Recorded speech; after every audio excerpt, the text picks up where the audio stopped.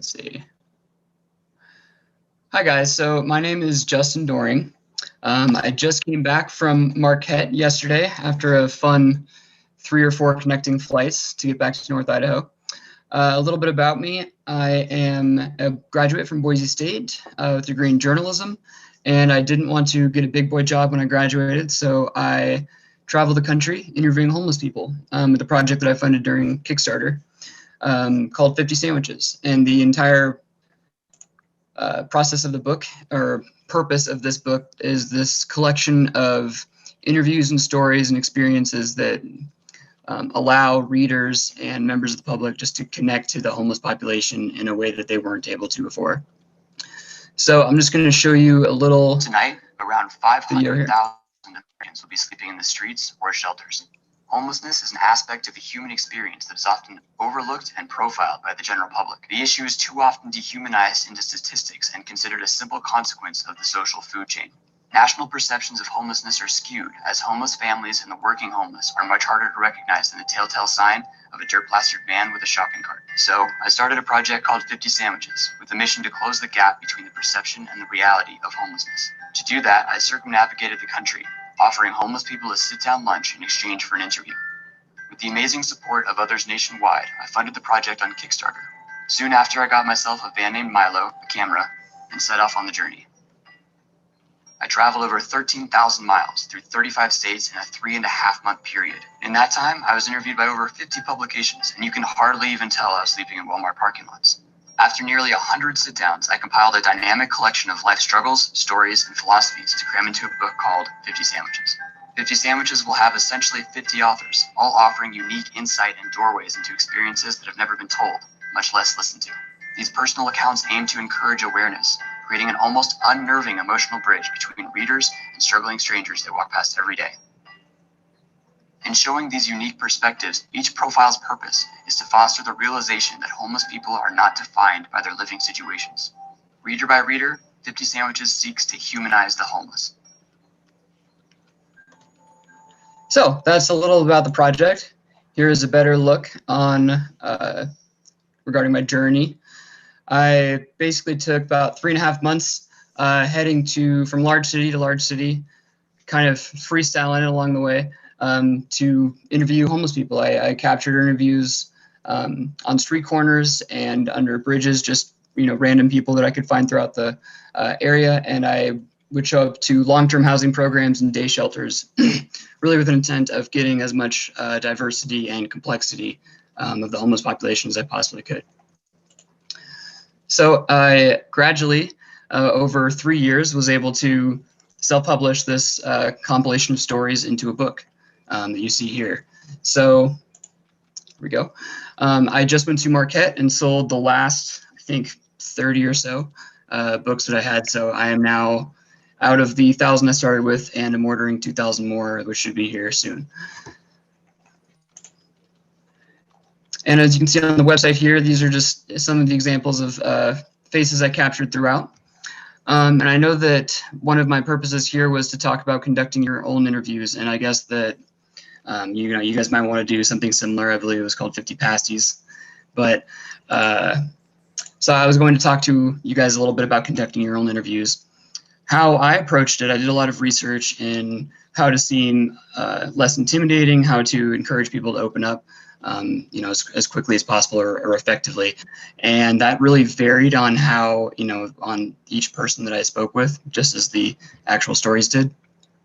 But I found to simply, start the conversation asking them how they became homeless, and kind of going from there. Any personal anecdotes that began to show their face, I would try to peel it open and really see if I can encourage them to open up more and share these stories while they're in this dark place. So by being inquisitive and by sharing my own personal struggles, my own experiences, just that I had day by day on the trip, I gradually was able to kind of get it to be less of an interview and more of these intimate discussions that would last anywhere between 30 minutes to 4 hours, depending on how much time we had or how interested they were in speaking with me. I was incredibly surprised to see just how many people who are in a position where they're so often taken advantage of by the general public, or they're subject to all these sorts of stereotypes, how willing they were to actually open up and speak to me about their struggles and give me these intimate details into their life, and insight into more about how they actually came to be homeless. I was struck time and time again by that sense of how willing they were to share their stories. And I think that really speaks levels about how unheard they feel, and if they're that excited to, or that willing to share their stories and to share their experiences, that they also understand that these are things that must be heard. I think the idea of capturing more of these experiences and really shining a light on homelessness as a whole can be used to eventually foster change and kind of advance our society in a more progressive way to solve homelessness gradually. But I think to do that first, we need to understand the homeless experience and the homeless situation in our country. And obviously, sharing stories and empathizing with strangers is the most effective way to do that. And that is basically my mini presentation. So I think we're taking questions.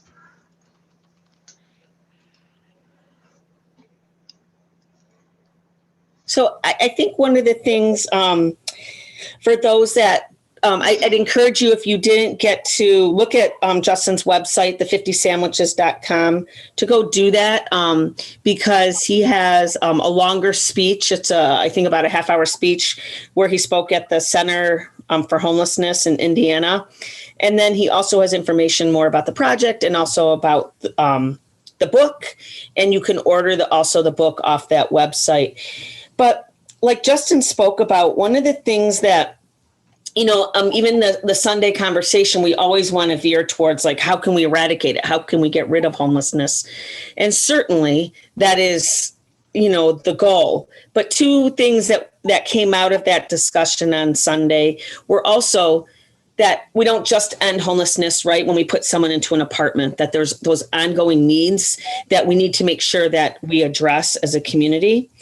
And then also that, like Justin alluded to, that as a community to really get people interested in the homelessness and in the worthiness of homeless people, I think we need to continue to expand this community dialogue, which is what we wanted to do tonight. I once said to someone, like, how is it that, and I said this on Sunday, how can we build this $3 million U-Pause shelter? Like, how is a community is it that we built this $3 million U-Pause shelter and we can't even build, a shelter for, homeless families? And the response someone said to me is, animals are cute and cuddly and they didn't do anything wrong. And that's what someone said to me. And I was like, what do you mean they didn't do anything wrong? And this person said, well, there's that common conception or misconception that, like, homeless people, in a sense, deserve it because they, they have addiction, or they broke the law, or they all, did that kind of stuff. And so I think that's where this desire to work to do 50 sandwiches in our own community, one of the reasons to do it is that, so that we can really give faces to who our homeless community is, the individuals and the families, and gain better support and for more long-term housing supports, but also just to build those connections, like Justin talked about, between those who are in shelter and have resources and those who don't. So that's kind of how we picked the theme this year of the Humanize the Homeless, was from the 50 Sandwiches Project. And we picked the project because, again, the data and demographics are important, but the people, the actual humans, are what's really important. So I just wanted to follow up with what Justin said from that.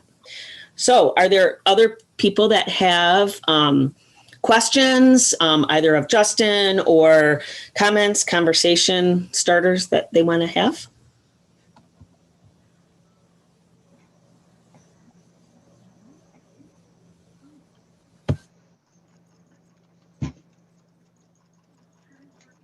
So this is Suzanne. So what are some of, like, like the first steps that we can do then? Like what would, I mean, I think putting together steps for people in the community might be a good thing.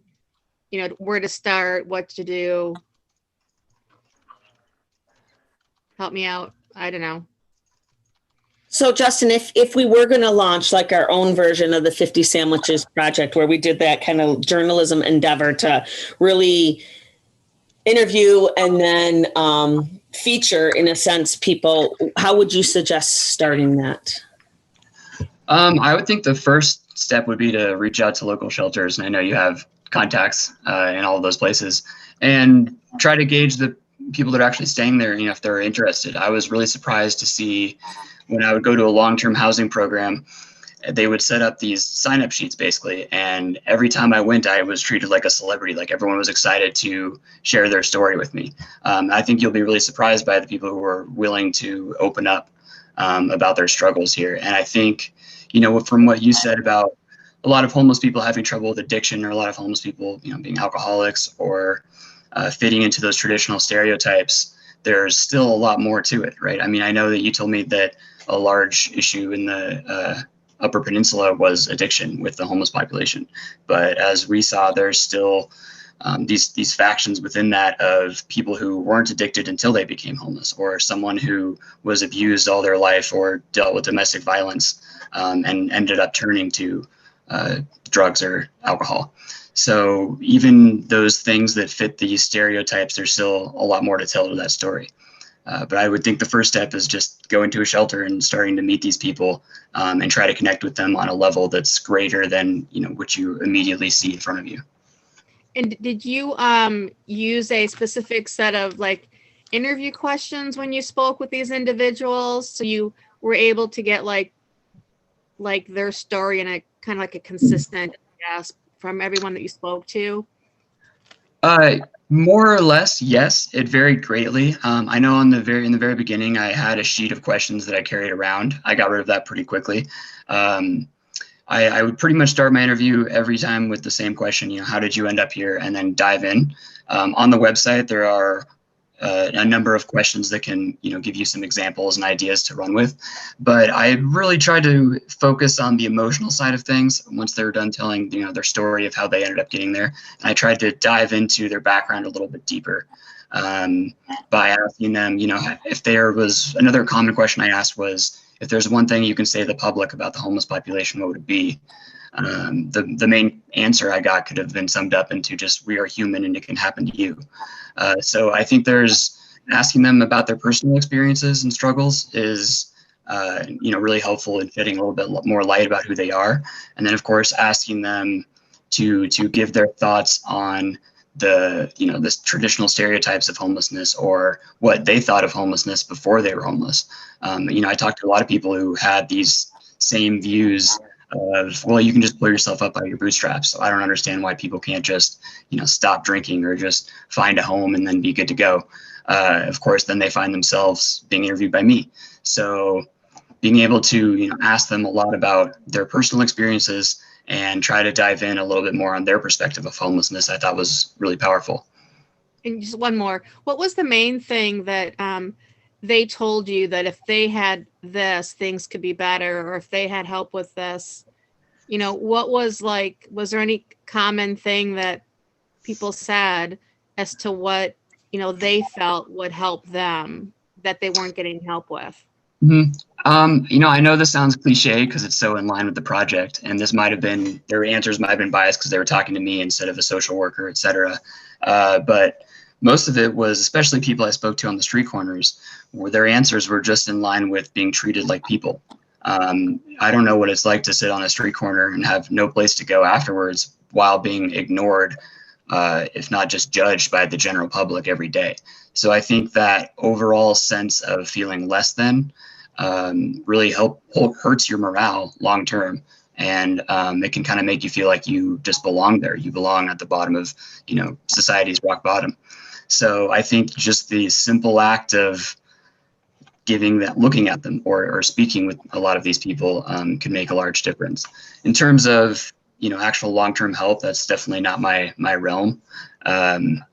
just to see how many people might just need a home, how many people might just need a job, or how many people need these really long-term, in-depth approaches to helping them get back on their feet. I think it varies a lot, but I hope that somewhat answers your question. Sure, it does. Thank you. Justin, I love your book. This is Julie. I met you on Sunday. I love the fact that you interviewed people of all ages, of all races, you were so inclusive in your book, and I don't know if that was intentional or not, but it is very much appreciated to see that no matter where someone lived, the stories have a commonality.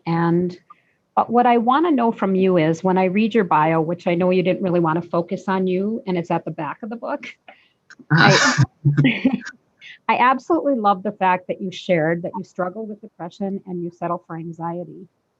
Do you think that having a struggle of your own made you more relatable when you would have these conversations with these individuals, or did you not share any of that with them?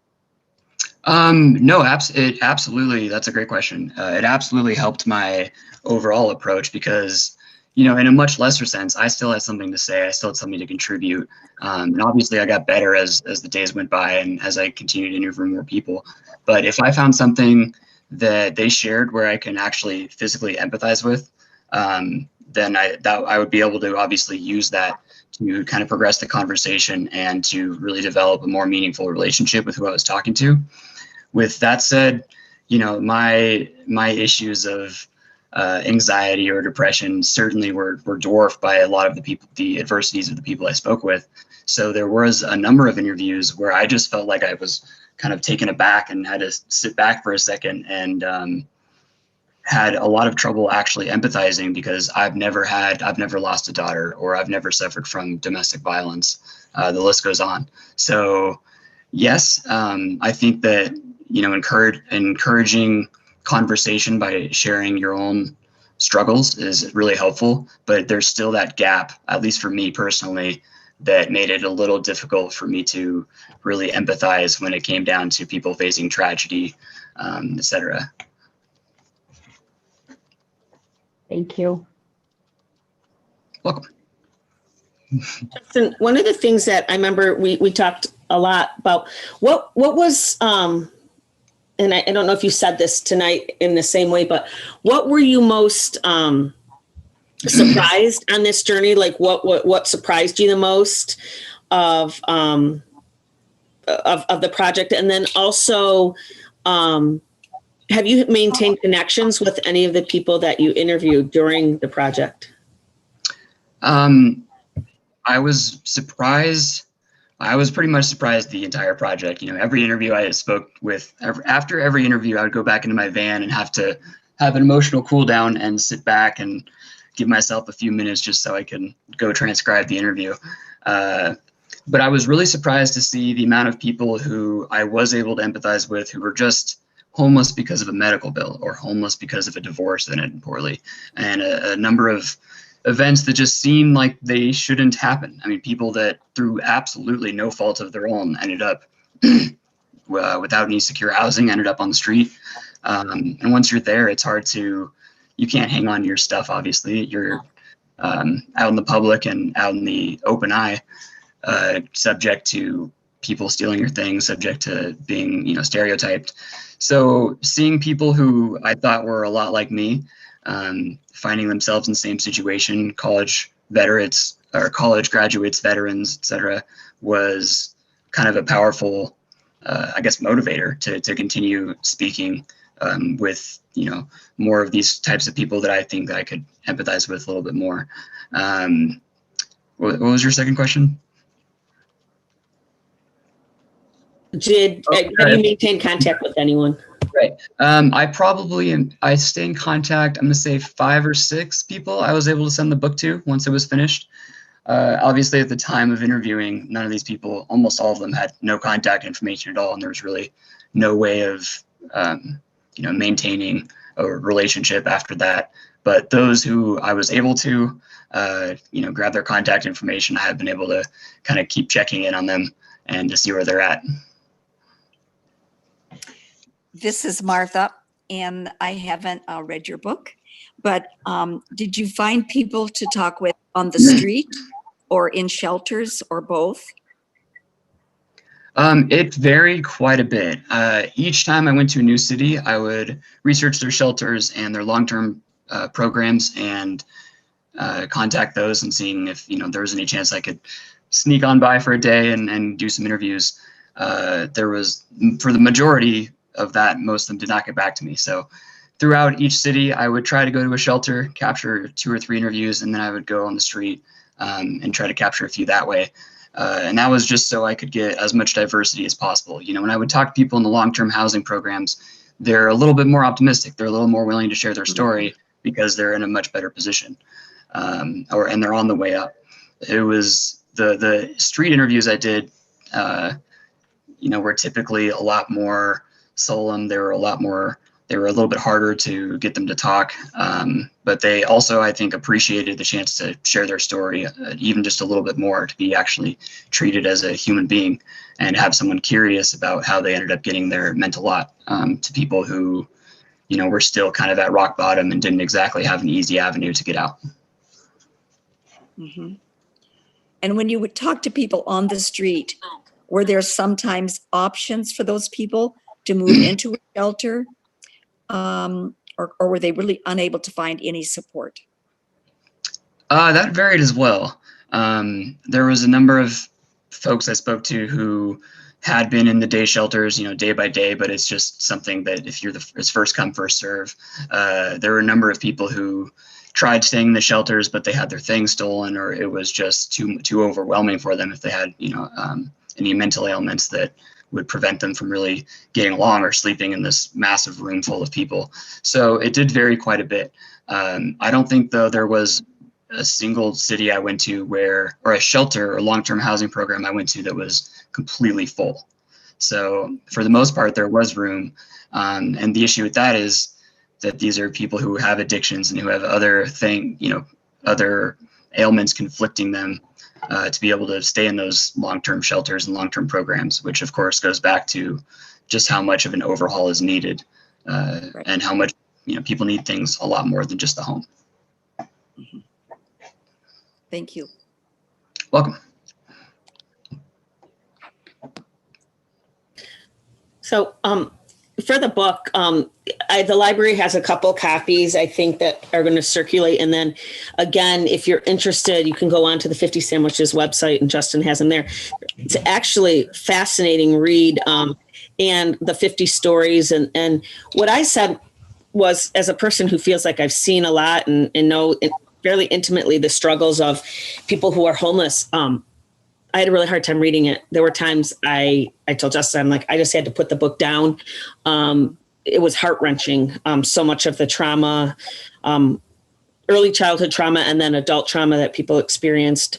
And then Justin, another thing that was pretty common in the book was like kind of people who had contemplated suicide, homeless people who had contemplated suicide or really suffered from depression. And that was hard to read too.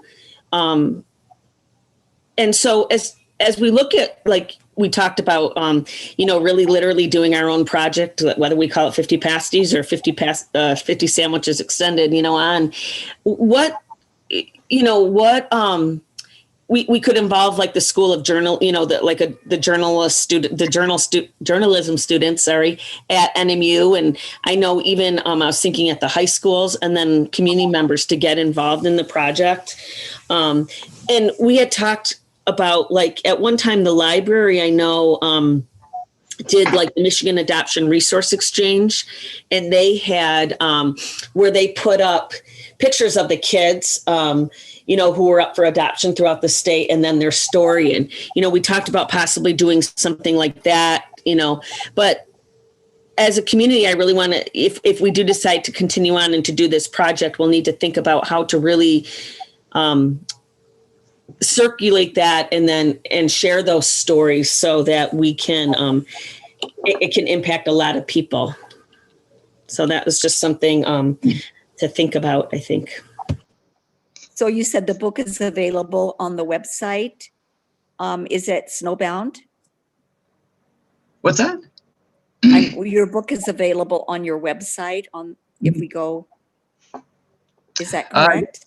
Yes, sorry. The books are on the website. I have 2 left here for sale. It cracks me up because I had a dining room with 1,000 in it just earlier this year, and now that I'm doing these readings and speeches, I'm almost out. So the remaining, I'll have 2,000 more coming in within the next 3 weeks, hopefully. But yes, you can buy a book online. There's also an ebook at 50sandwiches.com. And there's also some interviews on the website as well to give you kind of an example of the stories shared.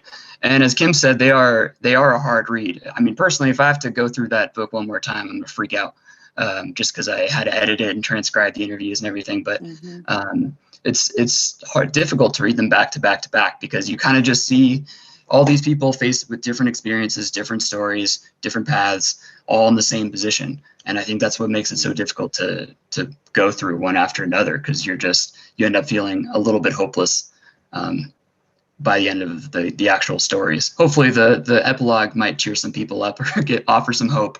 But it's difficult to read them back to back to back. I commend Kim for trying. So, Martha, you can go on the 50sandwiches.com and then and order it off the book. I know, like Julie said the same thing. It's a really nice book. It's a nice kind of weight. It's the pictures. It's well put together, and so I've enjoyed having it. And I look back ever so often and just reread a story or whatever. So I encourage people to look at it, but or to purchase it. But and then a portion of that book sales. Justin, do you want to explain what you're doing with that? With a portion of it? Look at his UP t-shirt. Yes, so a portion of the sales go to, you're able to choose a number of homeless related coalitions or nonprofits to donate when you buy the book. I believe it's the Volunteers of America, National Alliance to End Homelessness, the Salvation Army, and the Trevor Project are the options right now. I'd love to be able to eventually integrate something where you can donate to your local, city shelter. But that's just so difficult on a mass scale because my audience is anyone who lives in the United States. So for now, those are your options. Great. And it is a hardcover book with beautiful photography in it. Oh, nice. And so I'm showing you right now the actual book. Beautiful. So right now you don't have any that you can mail out. They'll be coming in. Is that correct? I've got 2, but yeah, basically once those 2 are sold, then I'm out for a few weeks here. So right now, if you go to the website, it'll say, that we're out of stock. You're able to order it still, but it's going to be a little bit. Okay. Martha, if you're in a hurry for one, this is Julie Shaw. I did buy 5 on Sunday, so I would be able to share 1. I bought them for my staff. So I would have 1 extra if you are in a hurry for it. I would be happy to give to you. Either way is fine. If you would like me to buy your extra, I would. Otherwise, I'll order 1. Okay. Hey, Kim, is there a group set up now, like an online group or a Facebook group or something that all of us can, stay in contact and maybe develop some things or, plan some things? Sure. So that's a really good discussion. And I don't know if Jen Hill has gotten on yet. She was going to join us. She's the mayor pro tem, who was really taking an active involvement. She had another meeting right before about COVID, but she was going to try to join our group. But I took a picture. I screenshotted the picture of everyone who's on it. And so I just want to spend a couple minutes. I want to ask Justin one more question, and then how about we discuss that aspect? Because I really do want to talk a little bit more now, like you said, about local efforts and all that. So Justin, Susan kind of asked that question, but did you hear a lot from people if only this, then from the people that you interviewed? Yes, but I also don't think there was much consistency with what followed the if only. If only I was able to, if only I had health insurance and didn't have hundreds of thousands of dollars in medical bills, but if only I wasn't abused. So like I said in my speech on Sunday, the homeless issue is a consequence of, I think, a consequence of failed social structures that come before, right? And once you fall down, it's a slippery slope. But it's filled with people who have suffered from domestic violence, childhood abuse, foster care, healthcare issues, and mental ailments, addiction. So, those if onlys, I think, vary a lot. But it also, the consistent themes in the book have, I think, tell a pretty clear-cut method of how these people end up, homeless, and how that really needs to be this widespread social overhaul if we're ever going to want to do anything about it. So I think, the first step would be prevention instead of fixing what's already broken or fixing these symptoms. But those if onlys varied quite a bit. Okay, so keeping you on the spot there, because you've said that consistently, like that, it's a consequence of a failed, social structures. And you said that repeatedly that you aren't a person who, like, you're not the social worker in a sense who knows how to fix the system, but you did spend these months intimately connecting with people's lives and all that. So if you were suddenly cast into that position where you were the head of, like, the housing and urban development for your state or whatever, what would you first do? Or what are the things that you think could have made a difference for so many of those people you interviewed? Well, I would first try to set up, long-term housing programs that demand commitment and are all-inclusive in the sense that they can help you with, regardless of what your issue is. As you were talking about, having, helping people get jobs, helping people find connections, and, even having contact information. I think that handling homelessness once they're already homeless on an individual basis is imperative. And that includes having these, full-time programs where you're really involving yourself in these people's lives, each one by one, and addressing their issues differently because they're all different. I don't think throwing some blanket slate and building an apartment house to house these people with the idea of having them, be fixed long-term just by that is the answer. I think it's really an individual process of addressing these issues one by one. If I'm speaking that off the fly, I'd like to think that I would have a more comprehensive plan if I was in that position. Mm-hmm. I was just talking to my dad, and I said there's situational homelessness where, you've never been homeless, you lose your job. Like with COVID, we're going to see that. We're going to see people kicked out of their apartments, because they haven't been able to pay the rent. And then there's the more chronic, I think, where it goes way back, maybe, different issues when we look at mental health issues, substance abuse issues, domestic violence, those issues that have kept a lot of people, on the streets for a long time. So I think there's like different approaches we would have to take, to meet the different, types, I guess, and try to be preventative when it comes to people who know they only have one more rent payment or 90 more days until they're, hitting the pavement. I don't know. No, you're absolutely right. There's so many people who, fall through those cracks regardless of what they've done and without any, without needing to be chronically homeless. I think I'm not exactly sure, so don't quote me on it, but I think it's like 30 or 40% of the homeless population is chronically homeless, meaning that the rest of them, like you said, they're just one paycheck away. They just couldn't pay that last month's of rent, and now they find themselves on the streets. So those issues that are, really pretty cut and straightforward, where it's just they need money, I think should be much easier to prevent. Ideally, if people didn't have to worry about housing so much, or people didn't have to worry about their healthcare plan quite as much, I think you'd be able to prevent quite a few cases of homelessness just like that. Mm-hmm. So I have a question. This is Jeremy Martin. So we all know, at least at a face value, of the struggles that you would get yourself into, or the dilemmas you would get yourself into as you kind of start this journey of interviewing homeless people. But what was one of the most unexpected scenarios, some of the most unexpected hardships that really just took you off guard? I think the the ones that really kind of struck me a little bit, where I was had to give myself emotional cool downs, were people who were facing tragedy. I talked to, there's a woman in the book whose mother died and she couldn't afford her medical bills for her mother, who was already dead, and was homeless because of that. So she's homeless, living with this recent tragedy. I talked to a father whose daughter had died at my age, at 26, and he just didn't care. He didn't care about, where he would find himself the next day. So talking to people, as I said, that have had, these really, really horrible experiences or have dealt with a lifetime of domestic violence or abuse consistently, gave me a lot of anxiety and brought me troubles, and just having to, transcribe these interviews and write them down and edit them, just because they were that heart-wrenching. And as Kim said, it varies a lot. Some of these interviews are positive.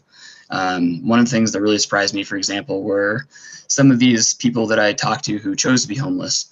And that's, traditional stereotype is that, oh, they're just choosing to be homeless. But these were, I would call them more minimalists who were, traveling or just kind of living freely.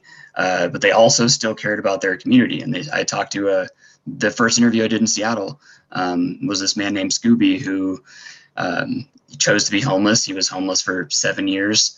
And as I was speaking to him, someone came up to him and asked him if he was ready to do the community cleanup that night. And so apparently twice a week, he'll go out into Seattle downtown area and just tidy up and clean up, because he cared about the community. So things like that really did surprise me.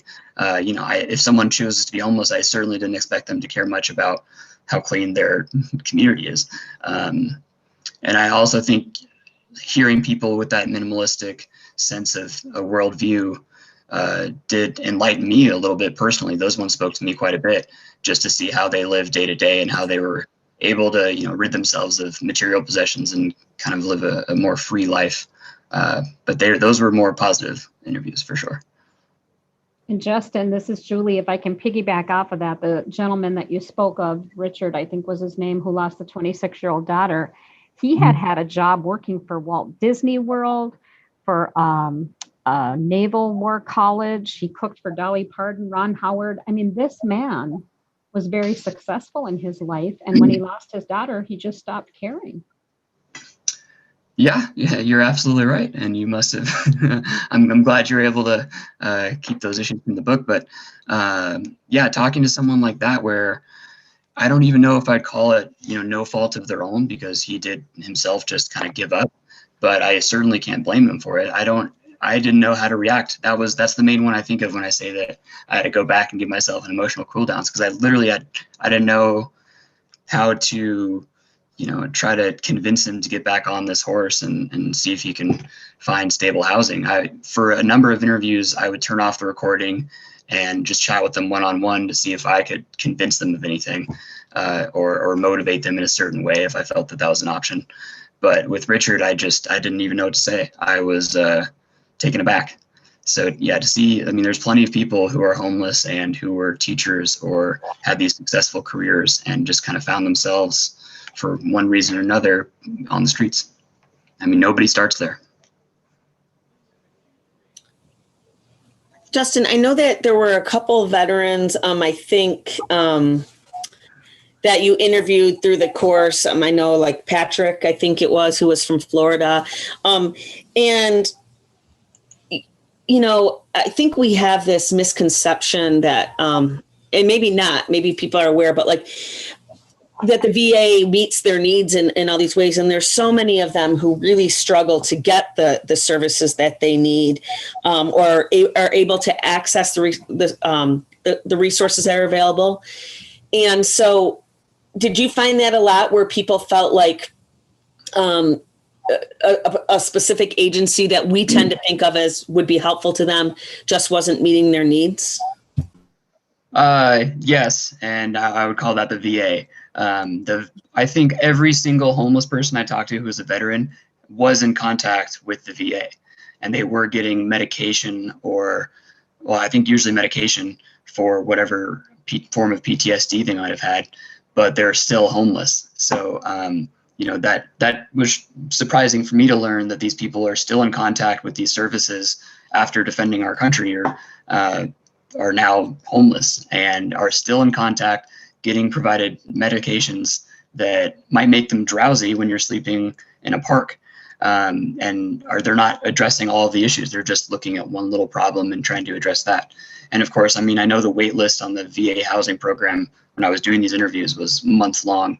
Obviously that varies by location, but I was really surprised to see how many people were in active contact with the VA, but still were homeless. That was upsetting. Another one is I don't know what the department is for disability, but there were a number of people who were disabled and were still waiting on their disability to come in. And that's why they were homeless, is because they weren't getting their monthly checks. They literally couldn't get a job and were having to just wait on, their forms being read.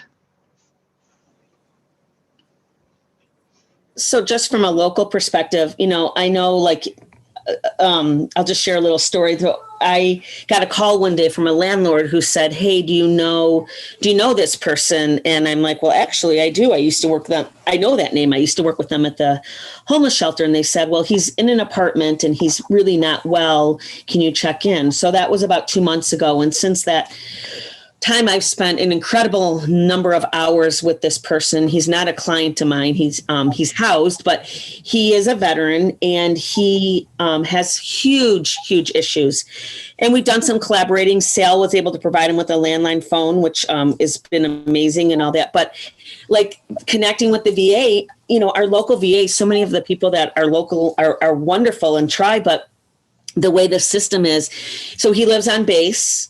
And he has to go to appointments in Iron Mountain, which is like an hour and a half away, Justin, from where he's at. And so in order to get him to get on the bus to get to the VA, he's got to get from his home to Marquette, which is about a half hour. And so I was like, well, surely there's some way to get him to that bus. And they said, no, he's got to get his own transportation from base to Marquette, and from then he can ride there, but he can only have appointments in the morning, and it has to be between 9 and noon, because otherwise the bus schedule won't work. So for instance, we had an appointment set up, but it was at 2 p.m. No, that won't work. And so then he also has to have a ride back on the way back. And so I've been trying to take him to all these appointments and all that, but it's just sometimes like, are you kidding me? These are again, like you said, veterans who we think of would be connected to all these resources, but so difficult for them to access. Like in Marquette, much of those services are out of Iron Mountain. So Ryan Redmond, who's the executive director of Superior Housing Solutions, is on the line and has been quiet, but I was going to ask him to share a little bit about, just so people are aware of what Superior Housing Solutions is and what they're doing as far as homelessness, which will tie into what Suzanne was asking about. What can we do locally? So Ryan, are you listening? Yep, I'm here. Superior Housing Solutions, as an organization, believes that homelessness isn't going to be solved again through one simple fix, that it's going to be a series of solutions for each individual. And we looked to bring recovery housing to Marquette, and in doing so, we took over a house and found that there was very little place for the men that were in the house to go if we were to make the house a recovery house. So we pivoted as an organization and really made homelessness and housing our efforts, put our efforts there. We have since launched, we have a transitional house in Marquette. We have a recovery house in Marquette. A man's recovery house. We're looking to put a female recovery house in Iron Mountain. But really right now, what we're, our main effort is our street outreach program, where we literally and figuratively meet homeless individuals where they're at and facilitate housing, meals, treatment centers, doctor's appointments, prescriptions, and really do a lot of case management for them. Where we would like to go is permanent supportive housing with an emphasis on recovery, meaning that some individuals in our community with co-occurring and dual diagnosis have a place where they can be supported in an inclusive community.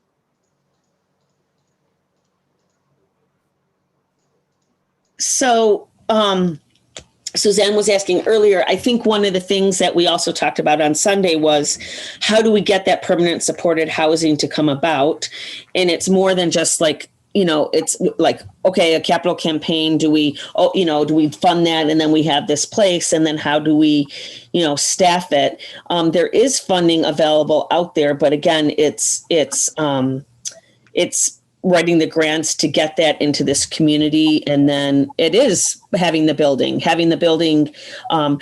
One of the things that Superior Housing Solutions was looking at was that Tall Pines Motel that's up the highway, which is for sale and is a motel that if we could purchase it through Superior Housing Solutions, they could develop it into permanent supported housing where people could have their own space and live there. And then there's also a communal area, and that would be a huge thing for the community. So when I think about like what in all the homeless people I've worked with, which is hundreds and hundreds and hundreds in Marquette, like what is the greatest barrier? I would say first and foremost, it is the lack of available housing, lack of supported lack of any available affordable housing. And quite simply, it's that the market, the students at NMU, capture up a lot of the housing in the city proper.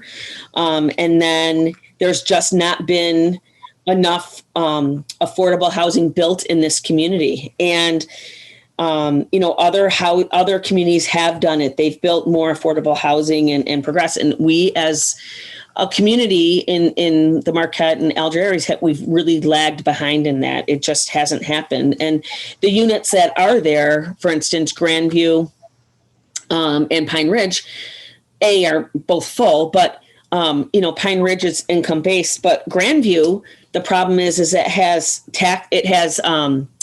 different tiers of housing, and much of their units are non-affordable for people on disability or that kind of stuff. So we have a ton of people in this community. When I say a ton, I mean a lot, dozens and dozens of people who have what's called the MSHDA voucher, the housing choice voucher.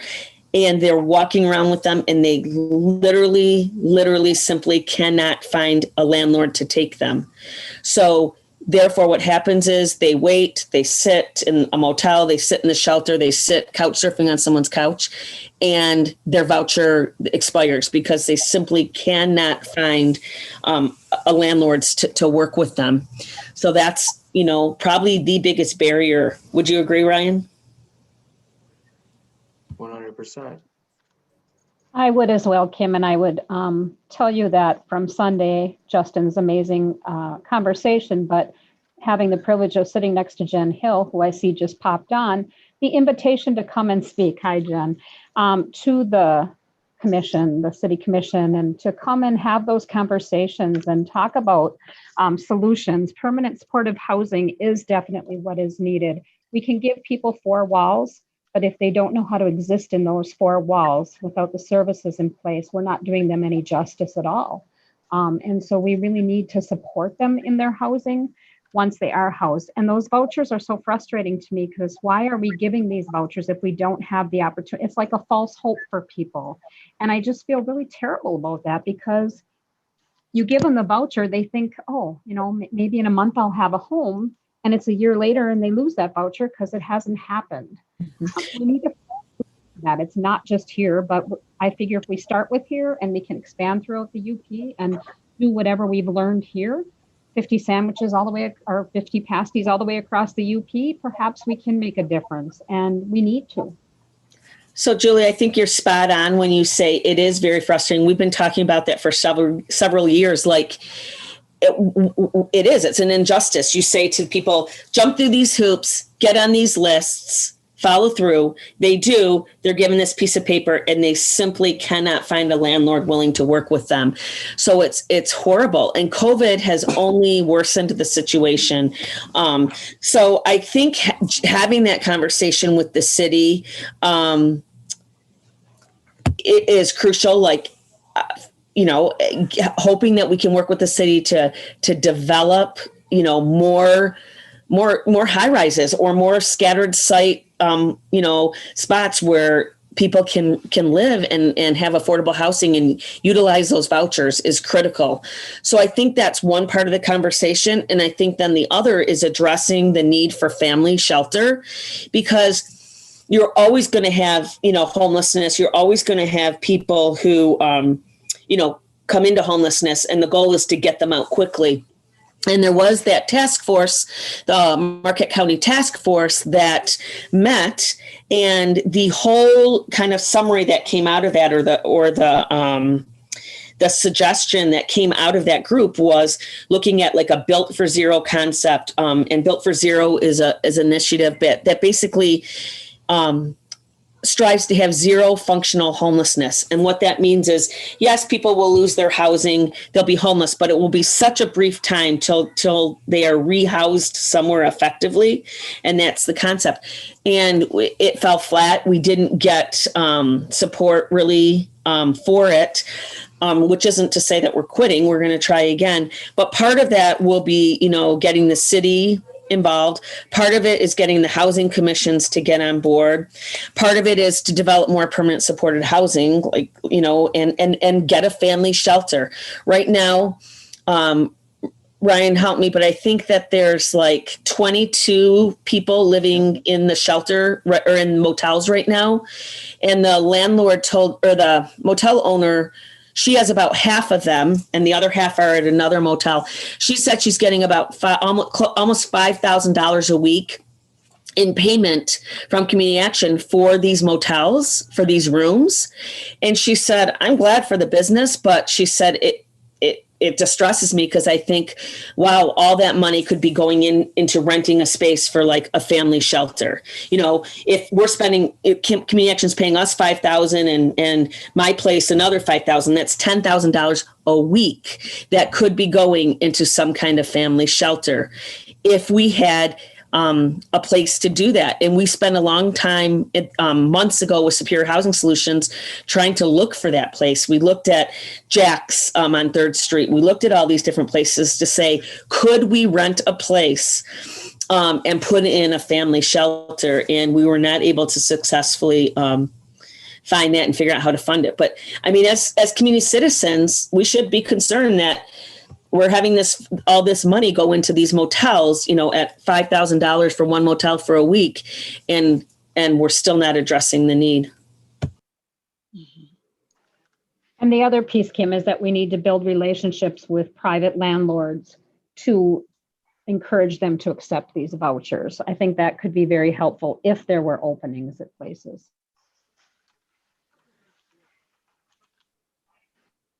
I agree with that. I think the problem, though, honestly, and I know the city, the city was doing a task force on housing affordability too, but there is such a low rate of open rentals right now, even like out on base. The openings are so few. And I just want to share really quick. We talked to a gentleman who happens to be in the Keweenaw, and he's a large landlord. He had about close to 80 units. And he said in the Keweenaw, he said this is the first time ever in the 30 years that he's been a landlord that he has had zero vacancy. He said part of that was the eviction moratorium, right? People couldn't be evicted. But he said also that many students from Michigan Tech, for instance, who were living in the dorm, vacated the dorms because of COVID and wanted to live in their own apartment. And then he said he had a lot of people who came from downstate, literally downstate in Wisconsin, who came into the Keweenaw, who could work remotely and thought that it would be safer because of COVID to like work remotely from a place like that. So he said he literally has no openings. So as a result, he said he's been able to, charge more for the units to cover his utilities and all that. So he said that it's no longer, he will not accept housing choice vouchers anymore because the rate that they can pay is so low. So it's like COVID has almost worsened that scenario for people who are homeless. So with all that said, I mean, I think if we took this group of people, there's two things we could do. One is continue to reach out to the city and to the county to encourage them to take action, to look at other communities that have taken initiative to develop more affordable housing in their communities. We can certainly hold the city commission and county commission, accountable for that. So that's one thing I would like to see. And then the second thing is, again, coming back to 50 sandwiches and Justin's passion and mission is to really, in the meantime, while we work to develop housing, while we work to develop shelters and all that, what can we do to improve the lives of homeless people who are experiencing it right now? And, I have frequently mentioned it's always been my dream and it's not really happened, although it happens on a small level.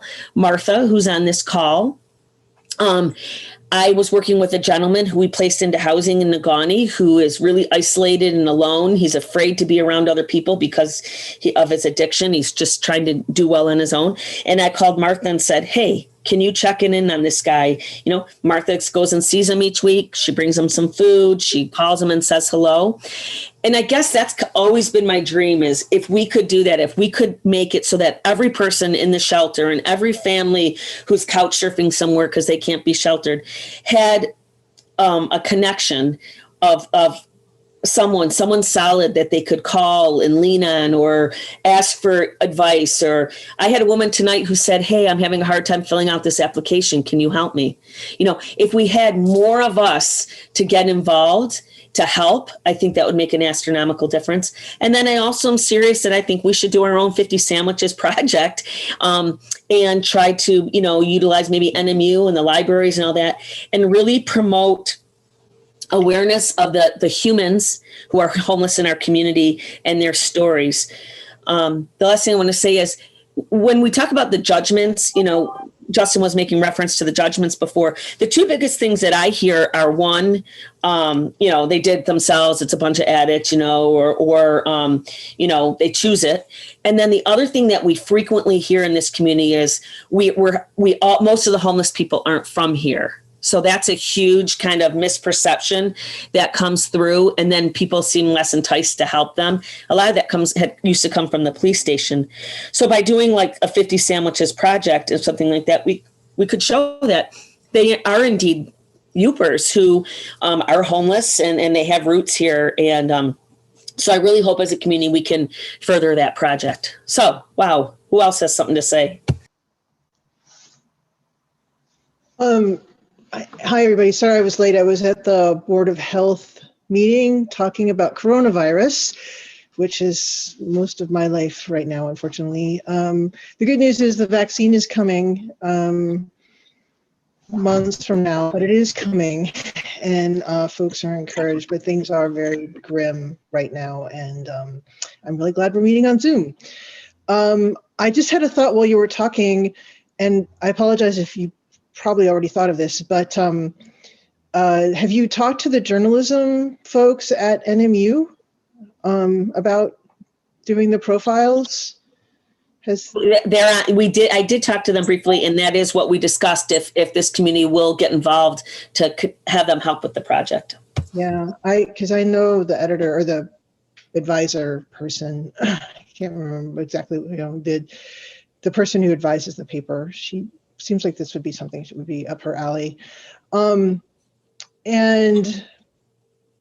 the other thing I just found out on the Board of Health call is the county actually has more money because they got that big chunk of money for the airport that they didn't expect, because the CARES Act had this loophole for regional airports. They got $18 million for the airport.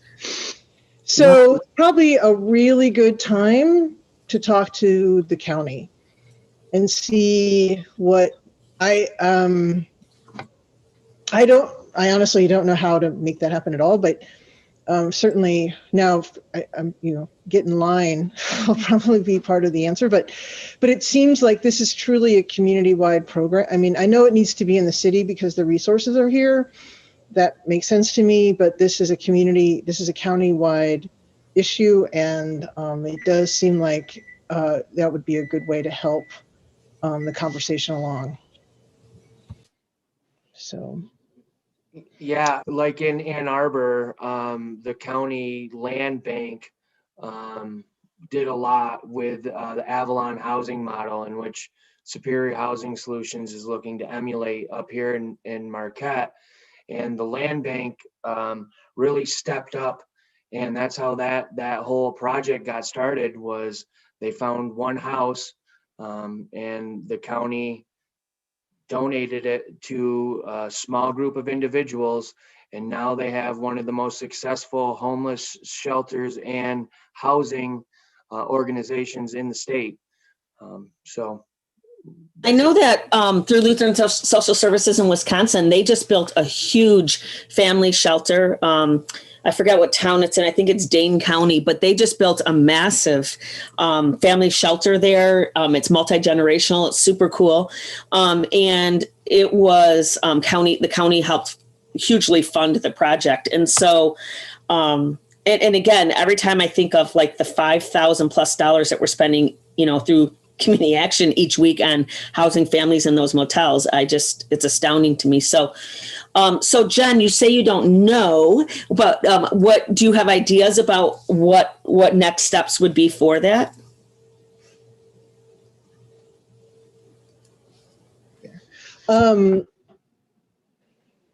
Walking in with some kind of plan to show that, this is what the steps would be. Like, we know what we know what we need to do. We have a successful model. Not just help us, but here's where the money would go and what it would and how it's filling, like, how we're spending $52,000 a year on hotels. How else could we allocate the money? Like, be really clear about what the costs are, how many people are going to be served, how much money would be, and that they wouldn't be shouldering all the burden, but they could contribute to it. So pretty much, go ahead. Does that make sense? Yeah, so like writing a grant proposal then. Right, So I think the key is that I used to be a program officer at a foundation, so you used to have to come to me to ask for money, and it's not just that there's a need, but that you also demonstrate you're taking care of people, which I know you are, so that you're already doing a lot with a little, and so how would an extra chunk, what would that achieve? And and then I've seen numbers, how much does it take out of the emergency room costs? How much does it take out of jail costs? All that stuff, have that in a chart. We know that, so that you have a couple heartwarming stories, you have some numbers, and you say, look, we can work together with you and Mishta and Cam, and these are the partners we've lined up, Community Foundation, whoever, and yeah, we are ready to act on this. You come along and you're going to get, you're going to help a significant problem in our area that we've been wrestling with for decades. How's it a win for them? But it's a win for all of us, obviously. But it is important, and now it would probably be on Zoom. So you'd have a couple PowerPoint slides, you'd put that together, you'd show them what you could achieve. And I apologize, I actually have something in the oven and the oven just went off. So I'll be right back. Sorry. The pair waits for no one. I'll be right back.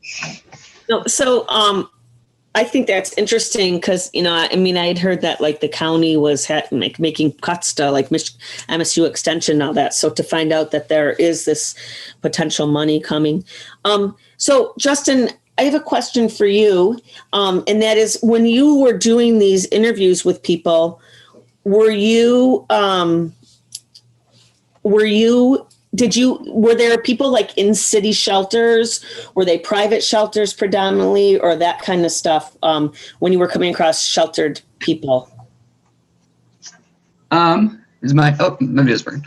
That varied. I think for the majority of the long-term housing programs where I spoke with people, and the ones I've spoken at, have all been private. They've all been, I think, Lutheran services or St. John's, things like that. There were a few, most of the day shelters and most of the more shorter-term programs were public and were government run. But again, that's not my realm of expertise. And then I have a follow-up question for that was there any like really large difference in that with rural versus urban areas? Did you see any significant difference in that? I wish that I was able to travel to more rural areas, because I was planning the project kind of day by day, and trying my best to actually get shelters and long-term programs to reach out to me. For the most parts, I would go to larger cities. So almost all of the interviews are in larger cities. There were a few rural towns that I went to, but naturally it's a little bit harder to find contact information for long-term programs. Those I was in touch with, I don't think they were really ever full, and they seem to do a really good job of making these one-on-one connections with each resident there. Obviously, that's going to be a little bit easier since there's not as many homeless people. But the majority of my time was spent in large cities. Okay. And then, like, with the people you did speak with in rural areas, were there any services that they seemed to have better quality with versus in the cities? Like you were saying that they seemed to do better because there were less numbers of them, but were there specific institutions that really seemed to handle that well, or was it a disparity? That's kind of a tough question. Some of them ones, you can go into one of these long-term housing programs and, quickly figure out which ones are well-funded and are funded with the right type of staff who is caring and empathetical and willing to make those connections needed for these people to get back up on their feet. I think that funding had a lot to do with the disparities I would see. But again, the most effective sorts of programs I came across were all ones that really focused on an individual basis and addressed each need, like checking them off one by one on how they could get them back to having stable housing and having a stable job and having just everything you need to really get back on your feet permanently. Thanks. Justin, some of the communities I think one of the struggles that we have in Marquette, for instance, is we have no family shelter at all. And then we have one shelter for single adults. Oftentimes it's full, but on top of that, if someone, the way it's set up right now, people can be kicked out of that shelter. And if they're kicked out of that shelter, they have no other place to go. So did you experience that where people either A, were kicked out of a shelter, or B, I know there were people who just chose to not go because of their mental illness or whatever, but did you also find people who had been kicked out or? Yes, almost, besides the people who chose to be homeless, I would say almost everyone I spoke to on the street or just day shelters had been kicked out of a program or were waiting to be accepted into one. I had met very few people who hadn't already, had a experience or run in with these long-term programs and were unable to fulfill their responsibilities or were waiting on just being accepted. So most people seem to try and are somewhat aware of the services out there.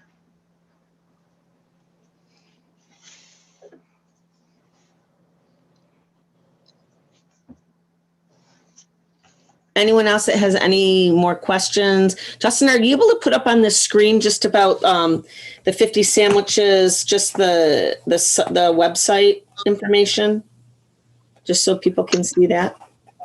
Yeah, 1 second here. And then, so I think the takeaway from, at least for me, is that there is interest if we were to try to do, again, our own 50 sandwiches type project, that there is worth in that. I've heard that from multiple people over the various events. And then also that I feel like really cheered on and heartened by the fact that Jen Hill has consistently shown up, and that this is, you know, a time that we can continue to move forward. We absolutely have to, we have to get a family shelter built. It just can't continue on this way. So I am heartened by this conversation. And I did, like I said, screenshot all your names, so I know who you are now, and I'm going to be able to find you as we move forth with projects. So Justin's, I think, going to screen share with us. Am I not? Can you guys not see my screen? No. No, we see Zoom. You might have to go into the Zoom and do pick a different screen for yourself. I've run into that before. Yeah, here we go. All right. How's that? There you go. There we go. Okay. So this is the website, 50sandwiches.com. And from the homepage, you should be able to get to wherever you want to get to, whether it's buying the book or learning more about the project, and of course, reading some of the interviews here. And again, do you want to have any more questions about? I encourage everyone to go on and listen to his speech. It's a 20-something minute, and it's really inspiring and all that. And if you don't have the book and are planning on purchasing it, listening to some of the interviews are great. The iPhone person has their hand up. Okay, yeah, and I actually had an idea, but you said someone had their hand up? Go ahead. So I think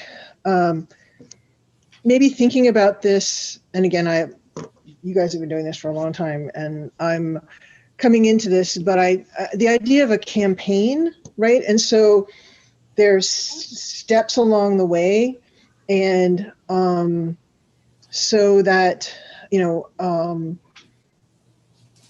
making, you could set a goal of making sure that everyone knows, you compare when you're doing a capital campaign for a building, you have, you set a goal where you have maybe 5 $10,000 donors and 25 $500 donors. You have this pyramid where you have a lot of donors at the bottom and a few donors who are giving more at the top.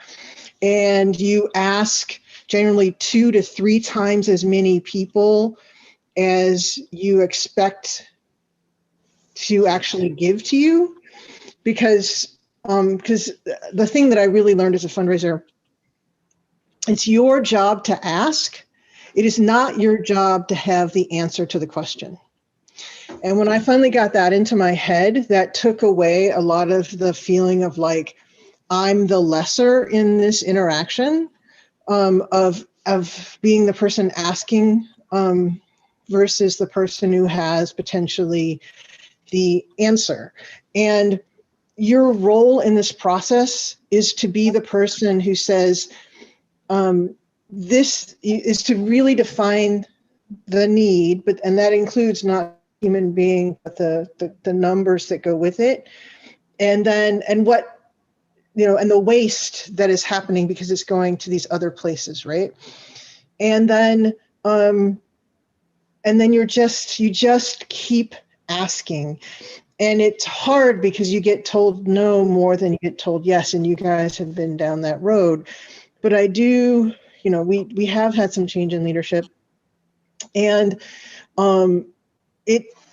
COVID has shifted so many things that there may be possibilities now. Especially, it does seem like I've heard now from 2 different presentations on coronavirus in the last 2 weeks that a year from now, we are going to probably all hopefully be close to being vaccinated. But it's going to take us at least 6 to 8 months to get there. So we have another 6 to 8 months of this craziness, and then hopefully we'll once we get to January 20th, people are gonna get paid again, but that might not happen, but hopefully.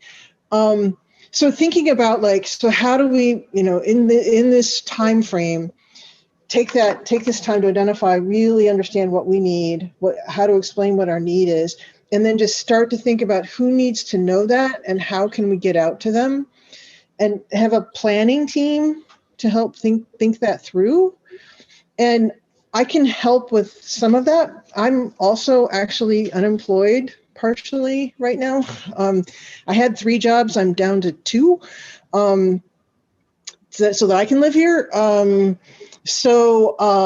I would be happy to help folks think about, because like I said, I do have some experience with this, and see if there's a way to create some kind of campaign. I think thinking about this as a capital campaign, and that is something that also other people are going to recognize what that is. That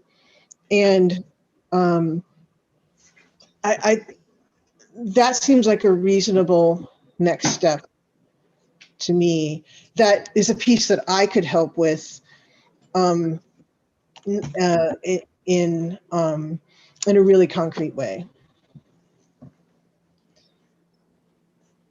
So, Jen, do you feel like that there is, like you said, there's been a change kind of in changes within the city commission, and I don't know about the county, but do you feel like that there is a recognition amongst city officials and the county that there is indeed a huge housing affordability problem and a homelessness problem within our communities? The county hasn't changed at all, in terms of who's sitting in those seats. It's exactly the same as it was at least 2 years ago. And I can say that we've changed. What we're going to do with the people who are on the city commission, I don't know. Honestly, we don't know. We're going to go through a strategic planning process. So again, that's a months-long process. But the big change is going to be at the federal level. We're going to have, again, a partner, hopefully, well, a partner as much as they can, given however the Senate goes with Georgia. I mean, if Georgia goes Democratic, it's going to, things are going to change quite a bit. I was working in Flint in 2008, 2009, when Obama came into office after Bush, and I've been telling you, we have to be shovel ready. We have to be ready, because the feds can push money out the door if your project's ready to go. And every community in America sees that coming and is going to get ready. And so let's get ready. And the byproduct of that will be, we'll have a plan. And even if it doesn't get funded by the feds, maybe something else will come along in the process of having the conversation. I think we've had 4 years in the wilderness, and we really, and this, and then in 2022, potentially we have, with the redistricting that's going to come in Michigan, we may also have changes in Michigan that will free up things that in ways that we haven't had in more than a decade, in terms of who the leadership is in Lansing. So it's that there's looking at that scale of 2 years, which I know doesn't meet immediate needs, but that's where I can help. Like I'm just not your immediate, like, if I indulge me for a second, but like, there's that story of you're next to a river and you start seeing bodies come down the river, and some people are going to jump and take care of the bodies. I'm the person that's going to go, who the hell is hurting these people? And I run upstream, right? That's me. I'm the one that runs upstream. Other people come in, like Kim, and take care of the bodies, right? Like that's just who I am. So, and that's who, Kim is. So, I'm there to help with that. And then in the process of having those conversations, I have seen how that can help other things unfold in ways that you just can't see till you start having those conversations. Okay, so But I can't do it by myself. I absolutely have to have other people Right. there. So, but we have you and we have all of us now, right? We have this group again. So I just want to, I think, wrap up. I want to first of all, invite everybody to participate in the awareness walks on Saturday at 9 a.m. From the YMCA. And then if you are also interested or instead interested out at Alger County, we're going to leave from Binsfield Park at 1 on Sunday. So again, both of those walks are really important because just more visual calling to, about the homelessness issue and that there are people who, are aware and interested in the cause. So I invite you to participate in those. And then I really am going to reach out to all of you who we captured your name to try to find out about interest in doing a 50 sandwiches type project, and then like John had suggested, like using journalism from the high schools and the colleges to do that. So I encourage all of you to, if you're interested to get more involved, you can contact Superior Housing Solutions. They are looking for volunteers lots of street outreach going on, lots of projects going on, lots of need there. So, to reach out to them. And then want to super appreciate all of you who showed up, the sales staff who came out in numbers, and everybody else who took the time to be here. And I think just to close, just some last thoughts from, really want to thank Justin for the Rotary Clubs of Marquette paid the way for Justin to get here and knew that he would be lovely to have, but just a great human being. And so it was so good to have him. So if we can close with any words from you, Justin, about your experience in Marquette or just thoughts to move us forward. Thanks, Kim. I really have appreciated the opportunity to speak to you guys and continue rambling on about the project. One thing I've noticed about this community is just how organized you guys are and your ongoing efforts to solve homelessness in your own community is amazing. Living in North Idaho, mine isn't quite as active. So it's really neat to go to a city and to learn all about all these programs and amazing efforts that are continuing to go towards solving Marquette homelessness. So I really appreciate the opportunity to speak with you guys, and best of luck moving forward. Be sure to let me know whenever 50 Pasties comes out. I feel like I owe you guys a few books to buy, so I appreciate it. And Justin, I want to know what you thought of that pasty that you tried. I liked it. Kim was kind of pressuring me the whole time at my, at the side of the table, like eagerly watching as I ate, but I did enjoy it. It was pretty good. Apparently there's some sort of competition with gravy versus ketchup, and I'm on the gravy team, so Great. I'm mad about myself. He was on the gravy team.